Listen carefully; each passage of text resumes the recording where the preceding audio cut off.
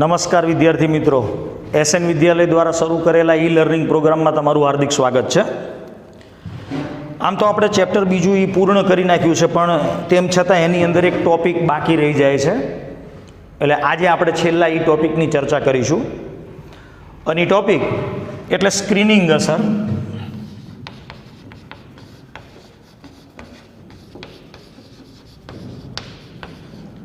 અથવા તો એનું બીજું નામ છે શિલ્ડિંગ અસર.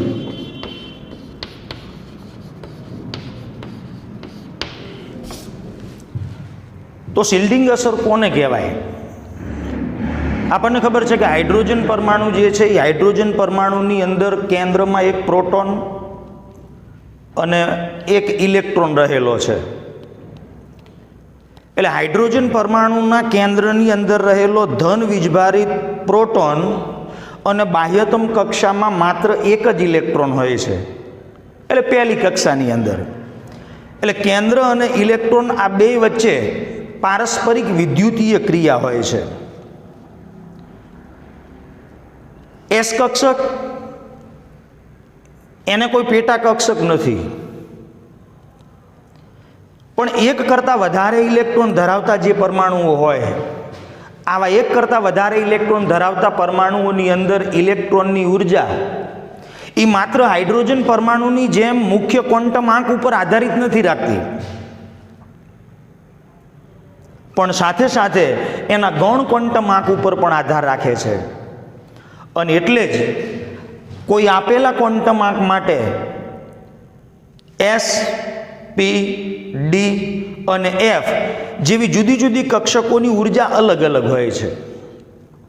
હાઇડ્રોજન પરમાણુની અંદર તો માત્ર એક જ કક્ષક એસ કક્ષક આવેલી છે, પણ એક કરતાં વધારે ઇલેક્ટ્રોન ધરાવતા જે પરમાણુઓ છે એ પરમાણુઓની અંદર ઇલેક્ટ્રોનની જે ઉર્જા છે એ એના મુખ્ય ક્વોન્ટમ આંકની સાથે સાથે એના ગૌણ ક્વોન્ટમ આંક ઉપર પણ આધાર રાખે છે.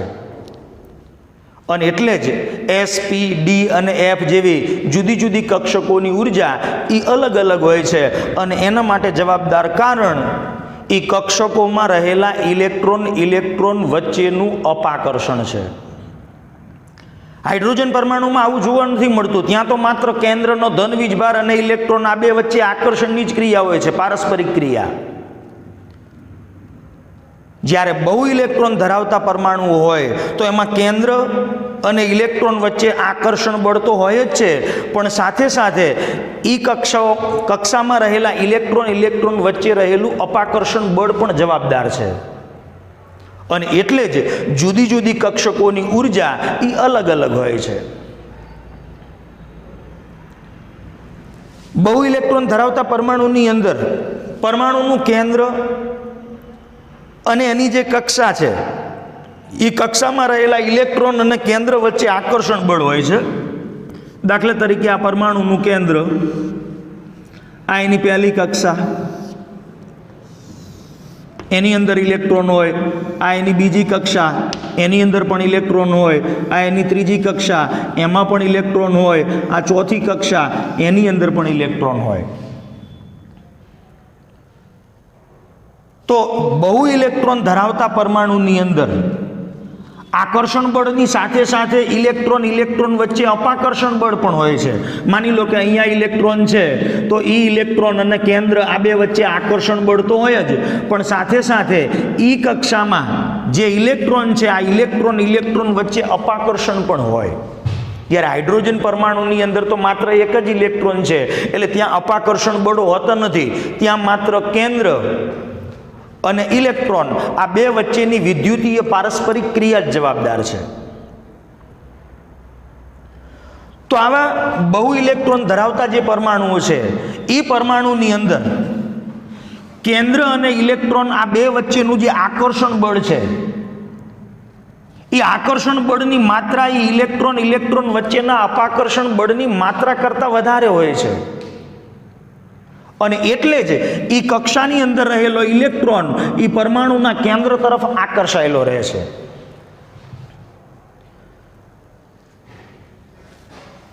અંદરની કક્ષાની અંદર પણ ઇલેક્ટ્રોન હોય છે.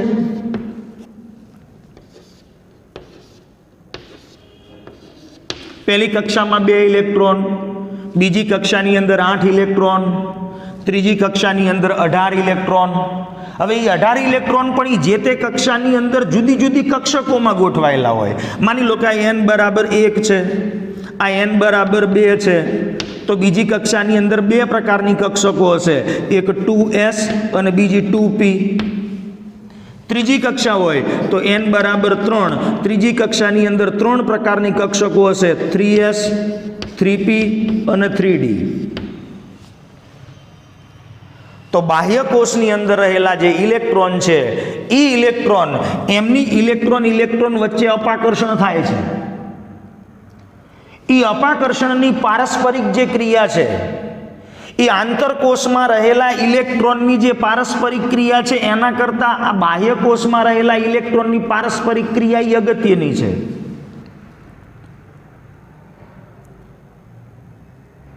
કારણ શું? દાખલા તરીકે કેન્દ્ર અને બાહ્યતમ કક્ષાના ઇલેક્ટ્રોન વચ્ચે આકર્ષણ બળ છે, પણ અહીં અંદરની કક્ષામાં ઇલેક્ટ્રોન રહેલા છે, એટલે આ ઇલેક્ટ્રોન જે છે એ ઇલેક્ટ્રોન આ કેન્દ્રના સંપૂર્ણ ધનભારનો અનુભવ આ બાહ્યતમ કક્ષામાં રહેલા ઇલેક્ટ્રોન ઉપર થવા દેશે નહીં. કેન્દ્ર અને ઇલેક્ટ્રોન વચ્ચે આકર્ષણ બળ તો છે જ, પણ સાથે સાથે ઇલેક્ટ્રોન વચ્ચે અપાકર્ષણ બળ પણ છે. હા, અપાકર્ષણ બળની માત્રા કરતાં આકર્ષણ બળની માત્રા વધુ હોય છે. એટલે બાહ્યતમ કોષના જે ઇલેક્ટ્રોન છે એ ઇલેક્ટ્રોન વચ્ચેની અપાકર્ષણની જે પારસ્પરિક ક્રિયા છે એ આંતરકોષના ઇલેક્ટ્રોનની પારસ્પરિક ક્રિયા કરતાં ખૂબ અગત્યની છે. કહેવાનો અર્થ કે પરમાણુના કેન્દ્રની અંદર જેમ ધન વીજભાર વધશે એમ બાહ્યતમ કક્ષાની અંદર ઇલેક્ટ્રોનની સંખ્યા પણ વધતી જશે. દાખલા તરીકે સોડિયમ નામનો પરમાણુ છે જેનો પરમાણુ ક્રમાંક 11 છે. પહેલી કક્ષામાં 2 ઇલેક્ટ્રોન, બીજી કક્ષામાં 8 ઇલેક્ટ્રોન, ત્રીજી કક્ષામાં 1 ઇલેક્ટ્રોન. મેગ્નેશિયમનો પરમાણુ હોય જેનો પરમાણુ ક્રમાંક 12 છે. પહેલી કક્ષામાં 2 ઇલેક્ટ્રોન, બીજીમાં 8, ત્રીજીમાં 2 ઇલેક્ટ્રોન. માની લો કે આ સોડિયમની ઇલેક્ટ્રોન રચના છે, તો સોડિયમની બાહ્યતમ કક્ષામાં 1 ઇલેક્ટ્રોન છે. પહેલીમાં 2, બીજીમાં 8, ત્રીજીમાં 1. મેગ્નેશિયમની અંદર બાહ્યતમ કક્ષાની અંદર 2 ઇલેક્ટ્રોન છે. ટૂંકમાં સોડિયમ કરતાં મેગ્નેશિયમનો પરમાણુ ક્રમાંક વધે છે. એટલે જેમ પરમાણુ ક્રમાંક વધે, કક્ષા તો એની એ જ છે બાહ્યતમ કક્ષા તો.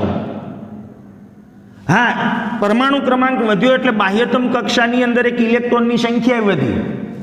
કેન્દ્રથી કક્ષાનું અંતર એનું એ જ છે, પણ કેન્દ્રનો ધન વીજભાર વધશે, કારણ કે સોડિયમની અંદર પ્રોટોનની સંખ્યા 11 હશે, જ્યારે મેગ્નેશિયમની અંદર પ્રોટોનની સંખ્યા 12 હશે. તો 11 પ્રોટોનનું બાહ્યતમ કક્ષાના ઇલેક્ટ્રોન પ્રત્યે જેટલું આકર્ષણ હોય એના કરતાં 12 પ્રોટોનનું બાહ્યતમ કક્ષાના ઇલેક્ટ્રોન પ્રત્યે આકર્ષણ બળ વધશે.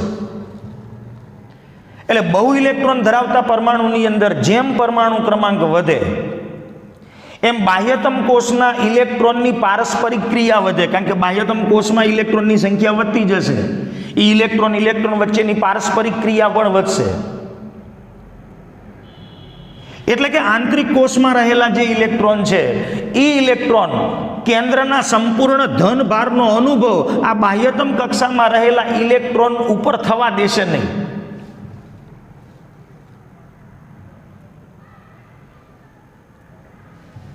તો બાહ્યતમ કક્ષાના ઇલેક્ટ્રોન ઉપર ખરેખર જે આકર્ષણ બળ લાગવું જોઈએ, માની લો કે લાગવું જોઈએ આકર્ષણ બળ આટલું હોવું જોઈએ, આ શક્યતા દર્શાવે છે કે ભાઈ આટલું આકર્ષણ બળ લાગવું જોઈએ, પણ એટલું આકર્ષણ બળ લાગશે નહીં, કારણ કે અંદરની કક્ષામાં રહેલા ઇલેક્ટ્રોન એ બાહ્યતમ કક્ષામાં રહેલા ઇલેક્ટ્રોનને રક્ષિત કરે છે, એક પ્રકારનું આવરણ પૂરું પાડે છે, અને એને પરિણામે કેન્દ્રના સંપૂર્ણ ધનભારનો અનુભવ આ બાહ્યતમ કક્ષાના ઇલેક્ટ્રોન ઉપર થતો નથી. તો બહુ ઇલેક્ટ્રોનીય પરમાણુની અંદર જેમ પરમાણુ ક્રમાંક વધે એમ બાહ્યતમ કોષની અંદર ઇલેક્ટ્રોનની સંખ્યા વધે, એ ઇલેક્ટ્રોન વચ્ચેની પારસ્પરિક ક્રિયા વધે, એટલે આંતરિક કોષમાં રહેલા ઇલેક્ટ્રોનના લીધે બાહ્યતમ કોષના ઇલેક્ટ્રોન કેન્દ્રના ધન ભારનો સંપૂર્ણ અનુભવ કરશે નહીં.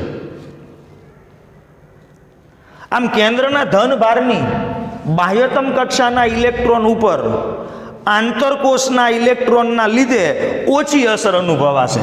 ટૂંકમાં જેટલી આંતરિક કક્ષાઓ વધશે એમ બાહ્યતમ કક્ષાના ઇલેક્ટ્રોન ઉપરનું આકર્ષણ બળ એ આંતરિક કક્ષામાં રહેલા ઇલેક્ટ્રોનના લીધે ઘટશે. અને આવી જે અસર છે એને આપણે શિલ્ડિંગ અસરના નામથી ઓળખીએ છીએ. તો ખરેખર આકર્ષણ બળ બાહ્યતમ કક્ષાના ઇલેક્ટ્રોન ઉપર કેન્દ્ર વડે જે અનુભવાવું જોઈએ એ ઝેડ છે કે ભાઈ માની લો કે આટલું આકર્ષણ બળ બાહ્યતમ કક્ષાના ઇલેક્ટ્રોન ઉપર અનુભવાવું જોઈએ, પણ એ અનુભવાતું નથી. શેના લીધે? તો કે આંતરિક કોષમાં રહેલા આ ઇલેક્ટ્રોન એ બાહ્યતમ કોષના ઇલેક્ટ્રોનને એક પ્રકારનું રક્ષણ પૂરું પાડે છે, એક પ્રકારનું સ્ક્રીનિંગ આવરણ ઊભું કરી દે છે. તો એ જે અસર છે એને આપણે સ્ક્રીનિંગ અસર કહીએ છીએ. તો આ જે મૂલ્ય છે એને આપણે સ્ક્રીનિંગ અચળાંક કહી દઈએ.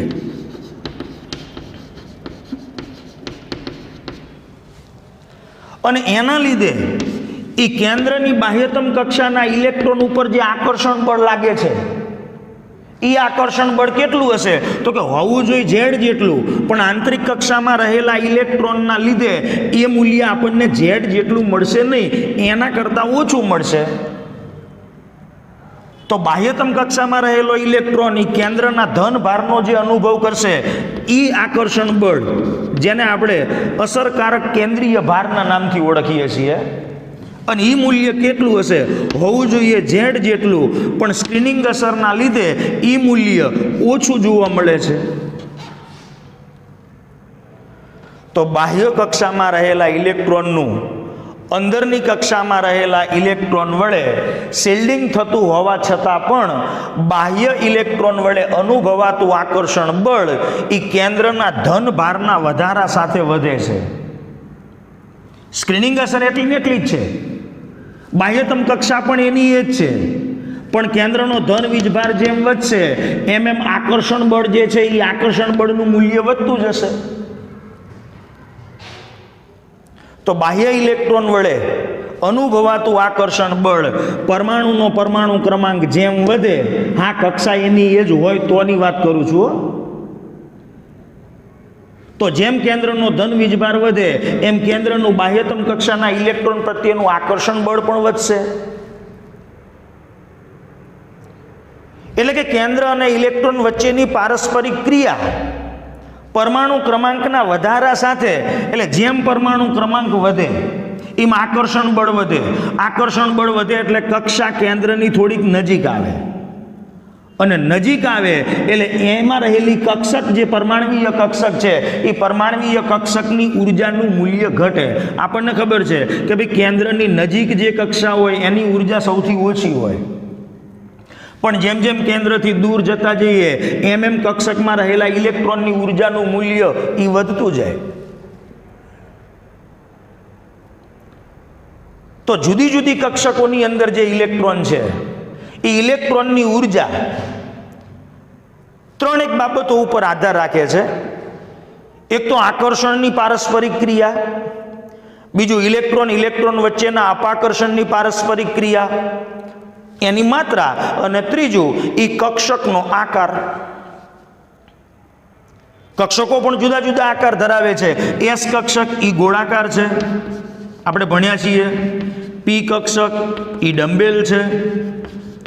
ડી કક્ષક એ ડબલ ડમ્બેલ આકાર ધરાવે છે.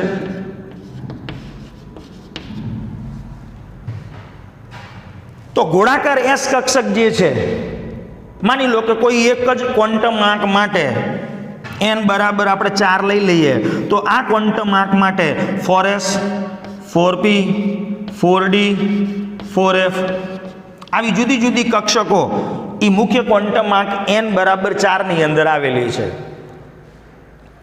તો ગોળાકાર કક્ષક S જે છે એમાં રહેલો ઇલેક્ટ્રોન પી કક્ષકમાં રહેલા ઇલેક્ટ્રોનની સરખામણીમાં કેન્દ્રથી વધુ શિલ્ડ કરે છે, કારણ કે એસ કક્ષક ઈ અંદર છે અને પાછી ગોળાકાર છે, જ્યારે એની સરખામણીમાં પી કક્ષક ઈ ડમ્બેલ છે, એટલે આના કરતાં ડિફ્યુઝ વધારે છે. તો ગોળાકાર એસ કક્ષકમાં રહેલો ઇલેક્ટ્રોન ઈ પી કક્ષકમાં રહેલા ઇલેક્ટ્રોનની સરખામણીમાં કેન્દ્રથી વધુ શિલ્ડ કરે છે. એ જ રીતે પી કક્ષકમાં રહેલો ઇલેક્ટ્રોન ઈ ડી કક્ષકમાં રહેલા ઇલેક્ટ્રોન કરતાં કેન્દ્રથી વધુ શિલ્ડ કરે છે. ટૂંકમાં એસ કક્ષકમાં રહેલા ઇલેક્ટ્રોન ઈ પી કક્ષકમાં રહેલા ઇલેક્ટ્રોન કરતાં અને પી કક્ષકમાં રહેલા ઇલેક્ટ્રોન ઈ ડી કક્ષકના ઇલેક્ટ્રોન કરતાં વધુ મજબૂતાઈથી કેન્દ્ર પ્રત્યે આકર્ષાયેલા હોય. એટલે આકર્ષણ બળની અસર એસ કક્ષકની અંદર તમને વધુ જોવા મળે, જ્યારે પી કક્ષકમાં એની સરખામણીમાં ઓછી. તો આકર્ષણ બળ આની અંદર તમને સૌથી વધુ જોવા મળે છે. હવે આકર્ષણ બળ વધુ છે એનો અર્થ કે એની ઉર્જા ઓછી છે.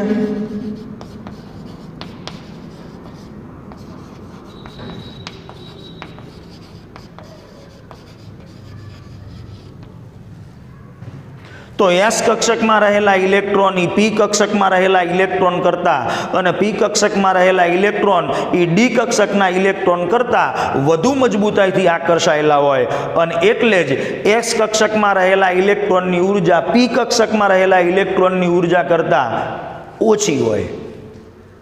એ જ રીતે પી કક્ષકમાં રહેલા ઇલેક્ટ્રોનની ઉર્જા ઈ ડી કક્ષકમાં રહેલા ઇલેક્ટ્રોનની ઉર્જા કરતાં ઓછી હોય. ટૂંકમાં જ્યારે એન અચળ હોય તો એસ કક્ષક જે છે એની ઉર્જા ઓછી હોય, પી કક્ષકની ઉર્જા એના કરતાં વધુ, ડી કક્ષકની ઉર્જા એના કરતાં વધુ, એફની ઉર્જા એના કરતાં વધુ. ટૂંકમાં કક્ષકની ઉર્જા મુખ્ય ક્વોન્ટમ આંક ઉપર તો આધાર રાખે જ છે, કારણ કે મુખ્ય ક્વોન્ટમ આંક જેમ વધતો જાય એમ એમ કક્ષા કેન્દ્રથી દૂર જતી જાય, અને જેમ કક્ષા કેન્દ્રથી દૂર જાય એમ એની ઉર્જા તો વધે જ. પણ મુખ્ય ક્વોન્ટમ આંક અચળ હોય તો એસ કક્ષકની ઉર્જા છે એ ઉર્જાનું મૂલ્ય ઓછું હોય, પી કક્ષકની ઉર્જાનું મૂલ્ય એના કરતાં વધુ, ડીનું એનાથી વધુ, એફનું એનાથી વધુ. કહેવાનો અર્થ કેન્દ્રથી જેમ અંતર વધે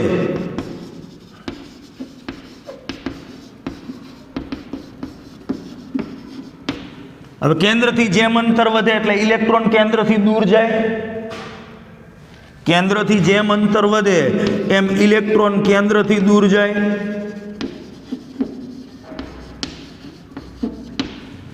ઇલેક્ટ્રોન કેન્દ્રથી દૂર જાય એનો અર્થ કે આંતરિક કોષની અંદર ઇલેક્ટ્રોનની સંખ્યા વધતી જાય, એટલે આંતરકોષમાં ઇલેક્ટ્રોનની સંખ્યા વધે.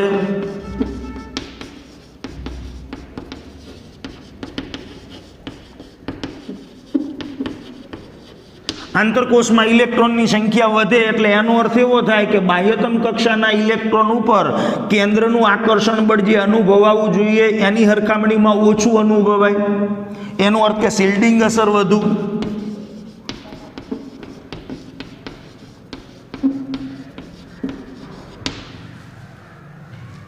શિલ્ડિંગ અસર વધુ એનો અર્થ કે સ્ક્રીનિંગ અચળાંક સિગ્માનું મૂલ્ય વધુ, અને સિગ્માનું મૂલ્ય જેમ વધુ એમ હોવું જોઈએ એની સરખામણીમાં આપણે વધુ મૂલ્ય બાદ કરીએ એટલે ZDF નું મૂલ્ય અસરકારક કેન્દ્રીય ભારનું મૂલ્ય ઓછું આવે.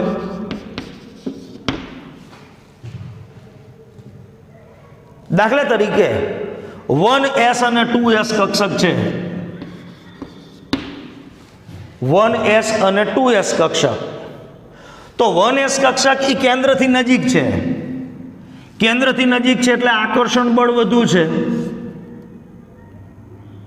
હવે એમાં તો આંતરિક કોષની અંદર બીજી કોઈ કક્ષા, આંતરિક કોષ પહેલી જ કક્ષામાં ઇલેક્ટ્રોન છે એટલે આંતરકોષ છે જ નહીં. એનો અર્થ કે આની અંદર સ્ક્રીનિંગ અસરનું મૂલ્ય જે છે એ સ્ક્રીનિંગ અસરનું મૂલ્ય ઓછું હોય, તો આમાં સ્ક્રીનિંગ અસર ઓછી.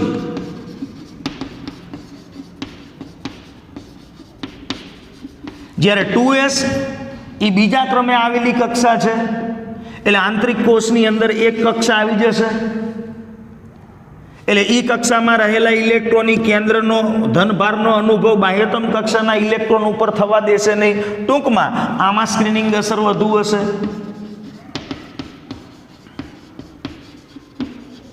અને જેમ સ્ક્રીનિંગ અસર વધુ અથવા શિલ્ડિંગ અસર વધુ એમ સિગ્માનું મૂલ્ય વધુ. સિગ્માનું મૂલ્ય વધુ એનો અર્થ કે એના ઉપર અસરકારક કેન્દ્રીય ભાર છે એનું મૂલ્ય ઓછું આવશે. તો શિલ્ડિંગ અસર જેની વધુ એના ઉપર અસરકારક કેન્દ્રીય ભાર એનું મૂલ્ય ઓછું આવે. બે બાબતો જોવાની છે. એક જ કક્ષામાં રહેલી કક્ષકો તો જોવાની જ છે, કક્ષકનો આકાર, પણ સાથે સાથે કક્ષાનું કેન્દ્રથી અંતર પણ જોવાનું. કારણ કે અહીં કેન્દ્રનો ધન વીજભાર અને ઇલેક્ટ્રોન વચ્ચે લાગુ પડતું જે આકર્ષણ બળ છે એ કુલમ્બના નિયમ પ્રમાણે કે ભાઈ બળ F ઇઝ ઇક્વલ ટુ કે Q1 Q2 છેદમાં R². માની લો કે કેન્દ્રનો ધન વીજભાર પ્રોટોનની સંખ્યા Ze જેટલી છે,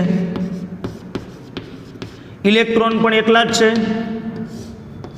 અને એમની વચ્ચેનું અંતર R છે.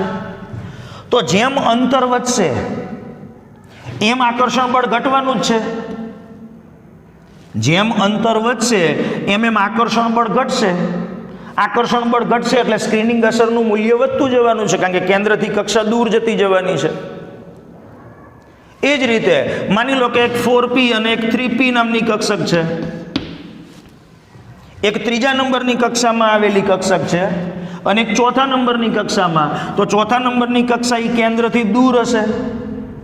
કેન્દ્રથી દૂર હશે એટલે આંતરિક કોષની અંદર ઇલેક્ટ્રોનની સંખ્યા વધુ, એટલે આની અંદર ચોથા નંબરની જે કક્ષા છે એ બાહ્યતમ કક્ષા છે, એટલે આંતરકોષની અંદર ઇલેક્ટ્રોનની સંખ્યા વધુ, એટલે શિલ્ડિંગ અસર વધુ. જ્યારે ત્રીજા નંબરની કક્ષા જે કેન્દ્રથી નજીક છે એટલે 4p ની સરખામણીમાં આમાં શિલ્ડિંગ અસર ઓછી.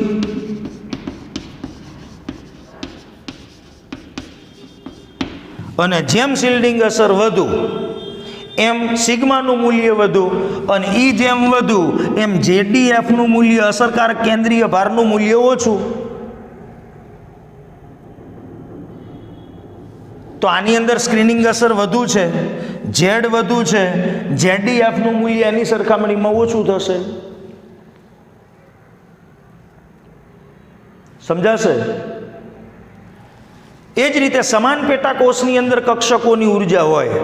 દાખલા તરીકે સમાન પેટાકોષની અંદર કક્ષકની ઉર્જા છે.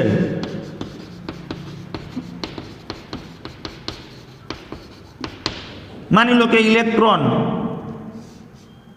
હાઇડ્રોજનની 2s કક્ષકની અંદર આવેલો છે,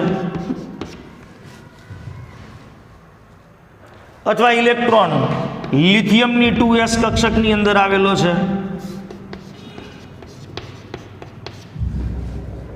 ઇલેક્ટ્રોન સોડિયમની 2s કક્ષકમાં આવેલો છે. ઇલેક્ટ્રોન પોટેશિયમની 2s કક્ષકમાં આવેલો છે. તો અહીંયા કેન્દ્રનો ધન વીજભાર એક જ પ્રોટોન છે. આમાં કેન્દ્રની અંદર 3 પ્રોટોન છે. આમાં કેન્દ્રની અંદર 11 પ્રોટોન છે. જ્યારે આની અંદર કેન્દ્રની અંદર 19 પ્રોટોન છે. કક્ષા બીજી જ છે.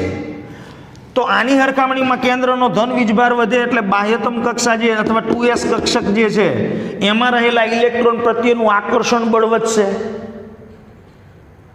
આકર્ષણ બળ વધશે એટલે સ્ક્રીનિંગ અસરનું મૂલ્ય એ ઓછું થશે. આમાં જે સ્ક્રીનિંગ અસર છે એ સ્ક્રીનિંગ અસર ઓછી થશે, આકર્ષણ બળ વધશે. જ્યારે આની અંદર 11 પ્રોટોન છે એટલે આકર્ષણ બળ હજુ વધશે. તો સમાન પેટાકોષની અંદર કક્ષકોની જે ઉર્જા છે એ ZdF ના વધારા સાથે ઘટે છે. આની ઉર્જાની આપણે વાત કરીએ તો ઉર્જા આ પ્રમાણે આ ક્રમની અંદર ઘટશે.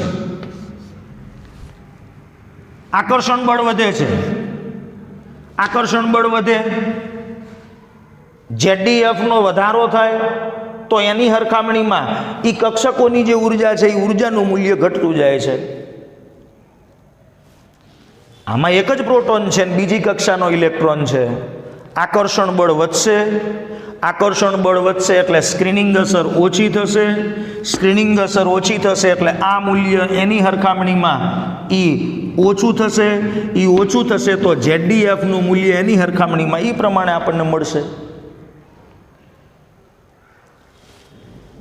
તો આ પ્રમાણે સ્ક્રીનિંગ અસરને કક્ષકોના આકારના અનુસંધાને સાથે સાથે ઇલેક્ટ્રોન વચ્ચેનું અપાકર્ષણ અને કેન્દ્ર અને ઇલેક્ટ્રોન વચ્ચેના આકર્ષણ બળ, આ 3 મુદ્દાઓના આધારે આપણે સમજાવી શકીએ.